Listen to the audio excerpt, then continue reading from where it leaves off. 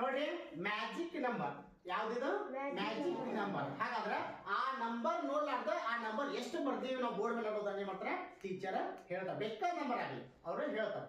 Start ಮಾಡ್ತೀರಿ. ಈಗ ಒಂದು ನಂಬರ್ ಬರ್ಕೋರಿ ನೀವು. ಯಾವ್ದು ಬೇಕಾದ್ರೆ ನಿಮ್ಗೆ ಯಾವ್ದು ಬೇಕಾದ್ ಬರ್ಕೋರಿ. ಓಕೆ ಬರ್ಕೊಂಡ್ರಿ. ಅದನ್ನ 2ರಿಂದ ಗುಣಿಸ್ರಿ.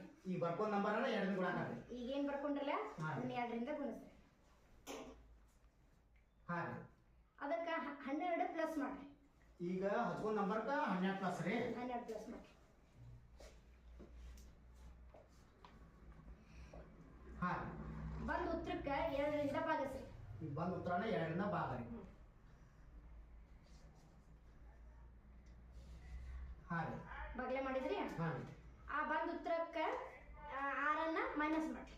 ಈಗ ಬಂದಂತ ಉತ್ತರಕ್ಕ 6 ಮೈನಸ್ ಮಾಡ್ಬೇಕಂದ್ರಿ. 6 ಸಂಖ್ಯೆಯನ್ನ ಮೈನಸ್ ಮಾಡ್ರಿ. ಮಾಡಿರಿ.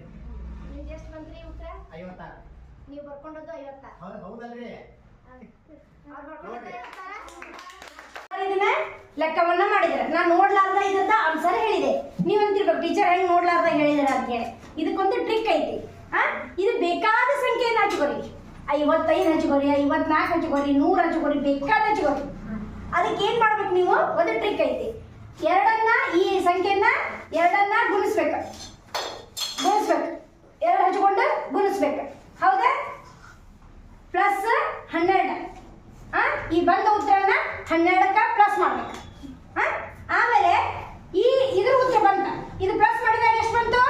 124. ಇದಕ್ಕೆ ಏನ್ ಮಾಡ್ಬೇಕ? ಇದರ ಉತ್ತರನ ಭಾಗಿಸ್ಬೇಕು. ಎಷ್ಟರಿಂದ? 2ರಿಂದ ಭಾಗಿಸ್ಬೇಕು. ಹೌದಾ? ಇದು ಭಾಗಿಸಿದ ಮೇಲೆ ಎಷ್ಟು ಬಂತು? ಸರ್ ಎಷ್ಟು ಬಂದಿಲ್ಲ? 62. 62ಕ್ಕ 6ಅನ್ನ ಮೈನಸ್ ಮಾಡ್ಬೇಕು.